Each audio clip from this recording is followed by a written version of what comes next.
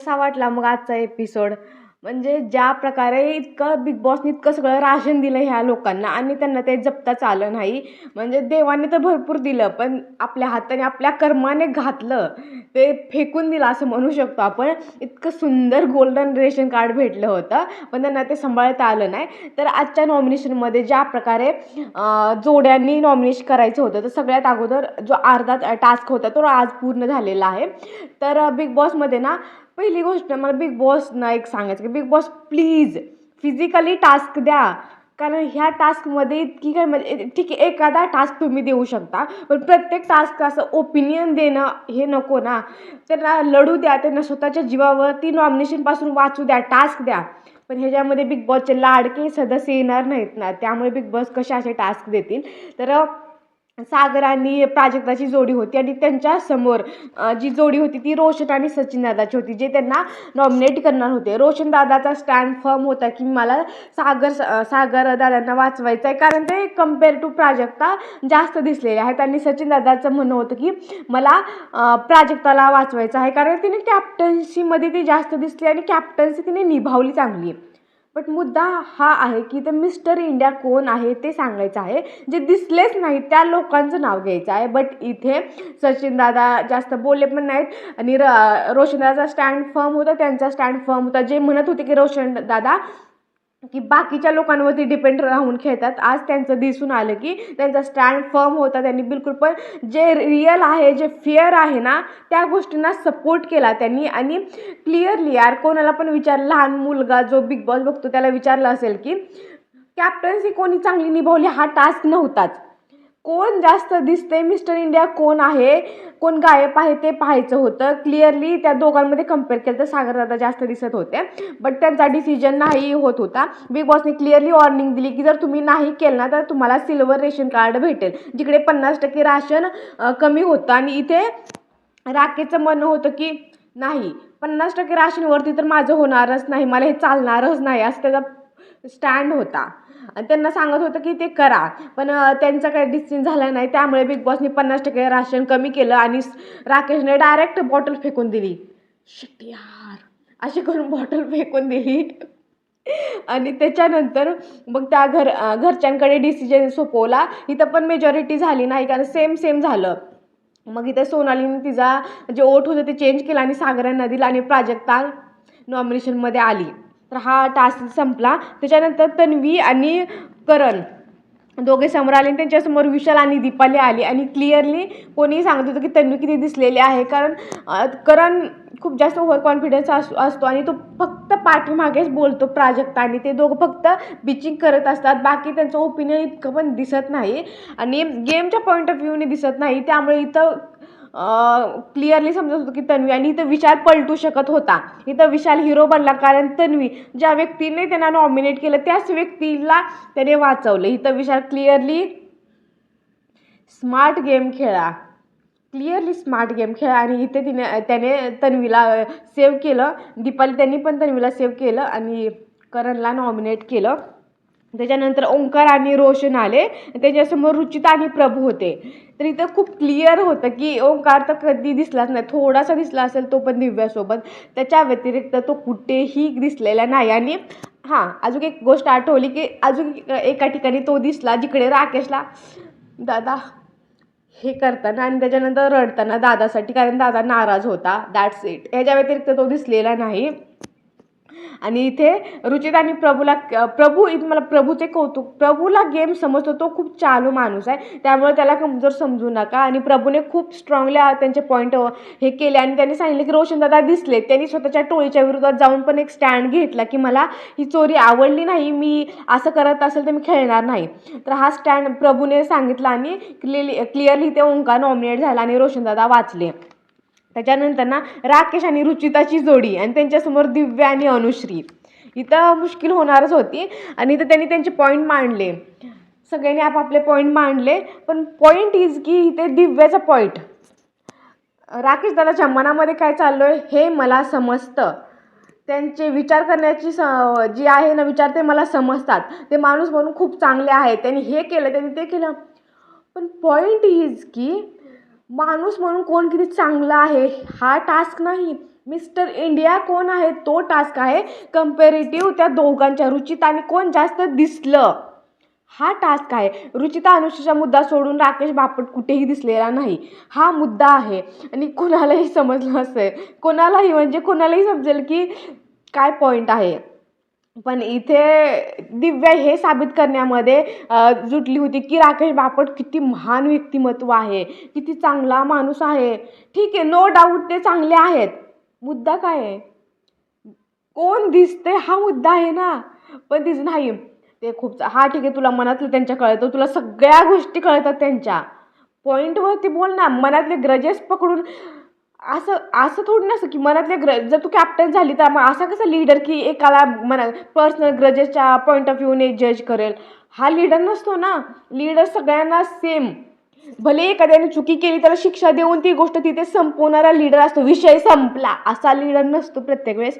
दिव्या मला आल्यानंतर खूप स्ट्रॉंग वाटली, पण तिचा गेम पूर्ण संपलेला आहे. राकेशच्या पाठीमागे पाठीमागे करत हा ठीक एक नातं असतं, प्रत्येकाचं एक नातं बनतं, पण फक्त तू त्याला तो किती वरती आहे हे सांगण्यामध्येच तू सगळ्या गोष्टी एनर्जी घालव, त्यामुळे हे कोणतं होतं, हे खूप चुकीचं आहे. आणि तिचा गेम पूर्ण संपलेला आहे मला तरी असं वाटतं. कारण दादा दादा करून गेम कुठे पुढे जात नसतो. आणि इथं हेच सांगते की आपण काय शिकवतोय, आपण काय करतोय, ह्या गोष्टी ती सांगत होती. अरे पण ती तू बिग बॉसने काय गेम दिलाय, काय टास्क दिलाय ते तरी बघ ना. फक्त बोलणं हा गेम नाही. तुझा मुद्दा ठीक आहे की मुद्द्यानुसार बोलायला पाहिजे, पण काही गोष्टी करायला पण पाहिजे ना. बिग बॉसचं घर आहे, तिथं का फक्त नुसतं असं करून तुमच्या 50 शेड्स तुम्हाला तिथे दाखवाव्या लागतात.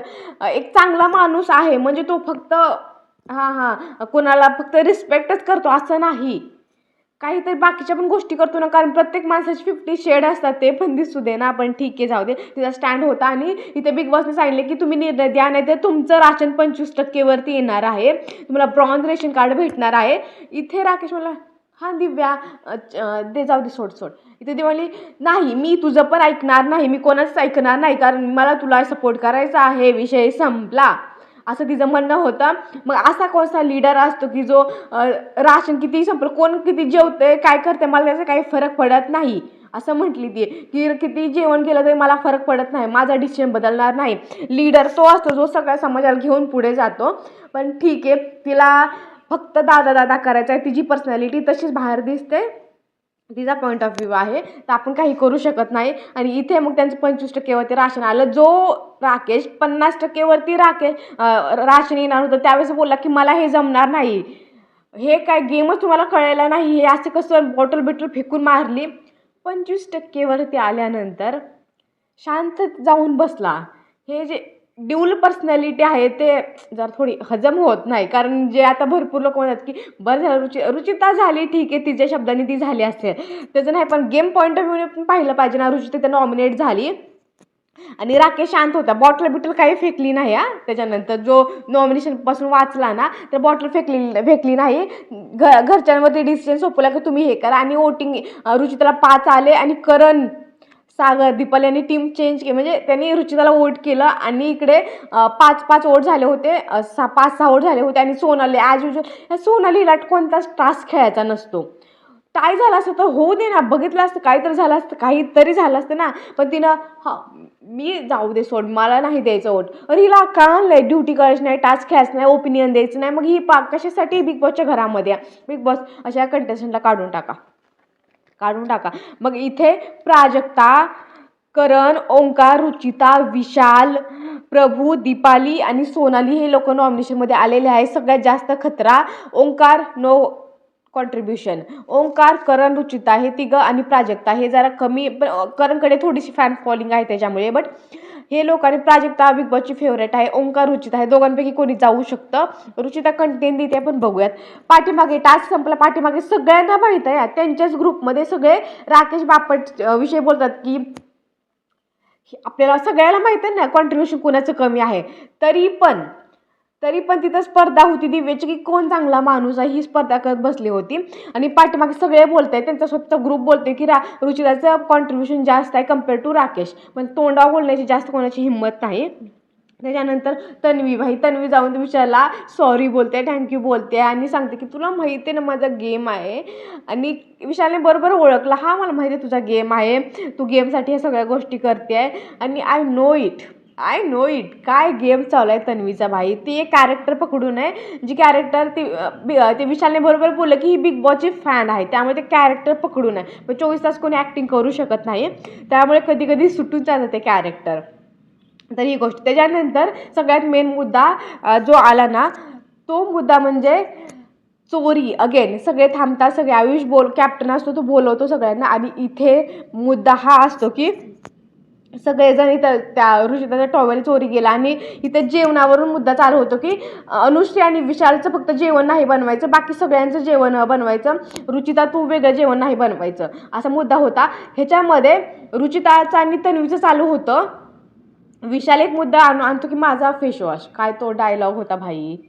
मजात राहिली. जसं प्रकारे तो 110 रुपयाची काहीतरी आणली आणि 900 रुपयाचा बॉडी फेसवॉश त्याचा चोरी झालता.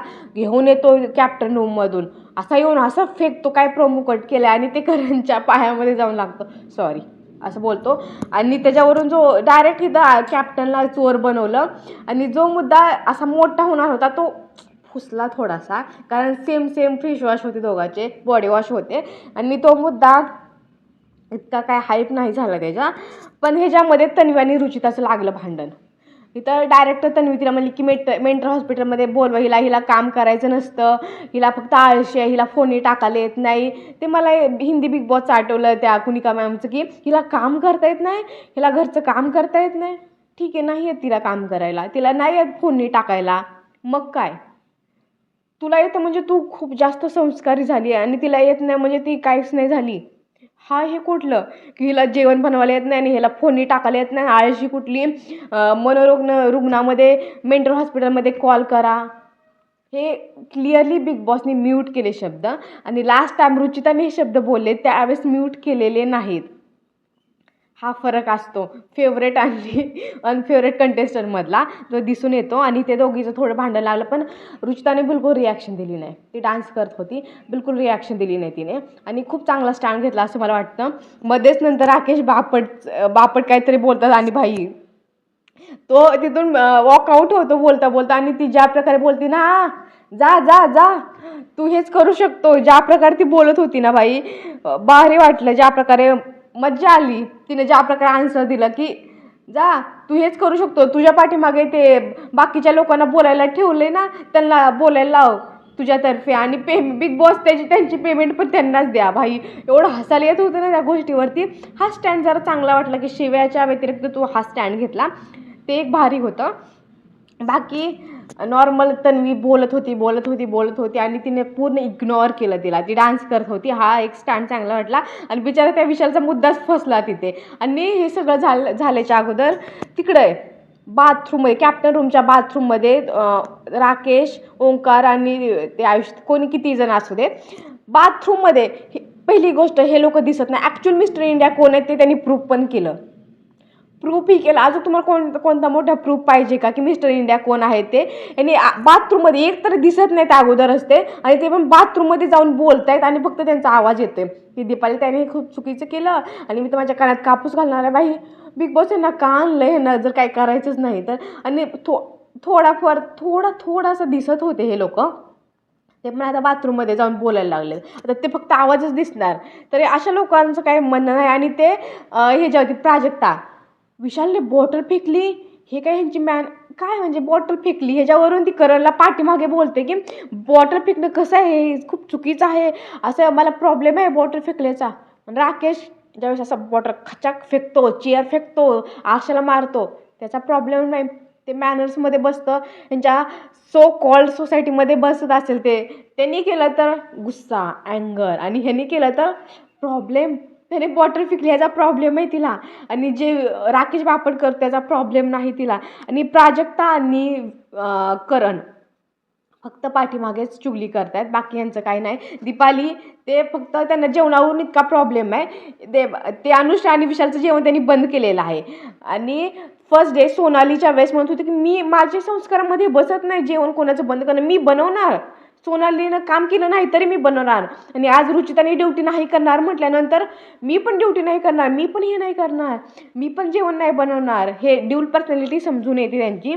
जे तर आज कॅप्टन्सीचा टास्क होणार आहे, जे 2 टीममध्ये होणार आहे, जे आपण बघूयात आजच्या एपिसोडमध्ये. मग आजच्या एपिसोडमध्ये तुम्हाला काय वाटलं ते कमेंट सेक्शनमध्ये सांगायला विसरू नका.